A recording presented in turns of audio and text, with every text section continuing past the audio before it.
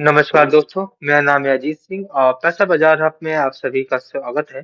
आज हम बात करने वाले हैं एनटीपीसी ग्रीन एनर्जी के बारे में। चलिए स्टार्ट करते हैं। सबसे पहले जानेंगे करंट मार्केट का सिनेरियो कैसा है, फिर कंपनी के फाइनेंशियल मैट्रिक्स और परफॉर्मेंस की बात करेंगे, फिर ग्रोथ आउटलुक देखेंगे, फिर टेक्निकल व्यू और फिर फंडामेंटल व्यू। सबसे पहले बात करते हैं करंट मार्केट सिनेरियो की। तो आईपीओ आया था जब, तो उसका आईपीओ प्राइस था 108 का, फिर कंपनी लिस्ट हुई 111 पे और स्टॉक ने रैली दिखाई 152 तक की। अप्रोक्स 50% का रिटर्न दिया था स्टॉक ने। उसके बाद स्टॉक करेक्शन आया और अपने ऑल टाइम लो के पास पहुंच गया 92 से 93 के आसपास। अब हल्की सी थोड़ी सी रिकवरी आई है लास्ट वीक। अब थोड़ी सी एक्सपेक्टेशन हो रही है रेस की स्टॉक बाउंस बैक करेगा। तो उसी को हम डिस्कस करेंगे फंडामेंटल और टेक्निकल एनालिसिस के हिसाब से। सबसे पहले फाइनेंशियल मैट्रिक्स की बात करें तो कंपनी का मार्केट कैप है 78,348 करोड़ का। करंट प्राइस है 93 का। 52 वीक हाई और लो की बात करें, लो है 134 का, सॉरी हाई है 134 का और लो है 84.6 का। पीई रेशियो इनका है 129। बुक वैल्यू है 22.2। Return on capital employed 4.89%। Return on equity 3.65%। सितंबर 2025 को कंपेयर करेंगे सितंबर 2024 से, तो लास्ट क्वार्टर से रेवेन्यू इनका पहुंच गया है 504 करोड़ था, जो कि अब हो गया 612 करोड़। तो 21% अप है। और नेट प्रॉफिट में जंप थी क्वार्टर ऑन क्वार्टर बेसिस पर 132%, 37 से 86 करोड़ पर। ईपीएस डबल हो गया, 0.05 था सितंबर 2024 में, वही सितंबर 2025 में हो गया 0.10। तो क्वार्टर ऑन क्वार्टर बेसिस पर, sorry year on year basis पर कंपनी ने बहुत ही अच्छी परफॉर्मेंस की है। अब हम क्वार्टर ऑन क्वार्टर बेसिस पर कंपनी परफॉर्मेंस मेजर करेंगे सितंबर 2025 को जून 2025 से। तो रेवेन्यू 10% गिरावट हो गई, ऑपरेटिंग प्रॉफिट में भी गिरावट हो गई, नेट प्रॉफिट में 61% की गिरावट हो गई।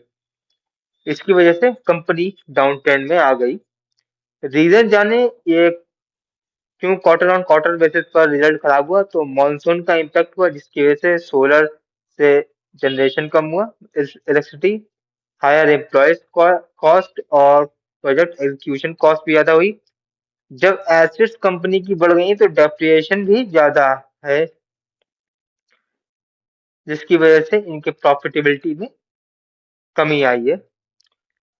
लॉन्ग टर्म फाइनेंशियल ट्रेंड की बात करें 2000 रेवेन्यू की, 2023 में था 170 करोड़ का प्रॉफिट सेल्स, 2025 में हो गया है 2210 करोड़ का रेवेन्यू।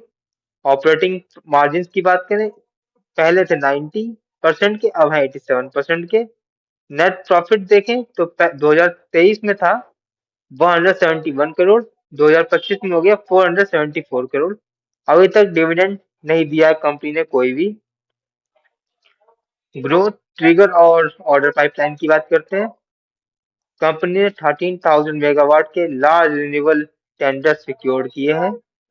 243 मेगावाट गुजरात में और 78 मेगावाट राजस्थान से सोलर प्रोजेक्ट एक्टिव चल रहे हैं इनके। क्लीन क्लीन एनर्जी के कॉन्ट्रैक्ट साइन किए हैं, कुछ कोल पीएसयू मतलब कोल इंडिया के साथ भी किए हैं। ग्रीन हाइड्रोजन और मैथनॉल एक्सपोर्ट एग्रीमेंट किया है जापान के साथ कंपनी ने। कंपनी के शेयर होल्डिंग पैटर्न देखें सितंबर 2025 का, तो प्रमोटर्स की होल्डिंग बहुत ही ज्यादा स्ट्रांग है, 89.01%। डोमेस्टिक इंस्टीट्यूशन की होल्डिंग 4.63% है। फॉरेन इंस्टीट्यूशन की होल्डिंग 1.79% है। पब्लिक होल्डिंग 4.57% है। अब टेक्निकल बेसिस पर हम देखेंगे सपोर्ट जोन। सबसे पहला और सबसे पास में सपोर्ट है इनका 89 का, अगर इसे कुछ होता है 84 से 86 एक सपोर्ट जोन और है। रेजिस्टेंस जोन की बात करें 95 इमीडिएट हर्डल है। अगर फिर आता है 104 से 108 का, तो ट्रेंड चेंजिंग जोन है ये। अगर ये अगर हम व्यू की बात करें तो बुलिश तभी मानेंगे स्टॉक को जब 104 के ऊपर जाएगा, तो हम थोड़ा सा पॉजिटिव मानेंगे इसको। और बियरिश कब मानेंगे? अगर ये स्टॉक 84 से नीचे जाएगा। फंडामेंटल्स रेशियो के अकॉर्डिंग कंपनी को एनालाइज करते हैं। पी रेशियो 129 है, जबकि इंडस्ट्री का पी 22 है। तो हाईली ओवर वैल्यूड स्टॉक है अर्निंग के बेसिस पर। प्राइस टू बुक वैल्यू देखें तो 4.2 है, जबकि आइडियल होना चाहिए 2 से 3 के बीच में, तो एक्सपेंसिव मान रहे थे क्योंकि ज्यादा है ये। Return on capital employed 4.9%, ideal होना चाहिए 15 से ऊपर, तो वीक कैपिटल एफिशिएंसी है। रिटर्न ऑन इक्विटी की बात करें 3.9%, आइडियल होना चाहिए 15 से ऊपर, तो लो रिटर्न ऑन इक्विटी है। डिविडेंड यील्ड 0%, आइडियल मिनिमम 1 से 2 के बीच में होना चाहिए शेयर होल्डर्स को इनकम सपोर्ट के लिए, तो वो भी 0 है। तो ओवरऑल बात करें तो फंडामेंटल रेशियो के अकॉर्डिंग स्टॉक काफी वीक है।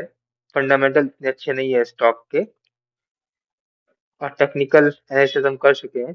तो ये वीडियो सिर्फ और सिर्फ हमारी थी एजुकेशनल पर्पस के लिए, कोई भी बाय सेल की रिकमेंडेशन नहीं है। कोई भी निवेश करने से पहले अपने वित्त सलाहकार से बात करें। अगर वीडियो पसंद आया है तो लाइक करें, शेयर करें, सब्सक्राइब करें। अगर आप किसी स्टॉक सेक्टर या फिर म्यूचुअल फंड के बारे में जानना चाहते हैं तो उसका नाम हमें कमेंट सेक्शन में मेंशन कर सकते हैं, ताकि नेक्स्ट टाइम जब हम वीडियो बनाएं तो उन टॉपिक पर बात कर सकें। धन्यवाद।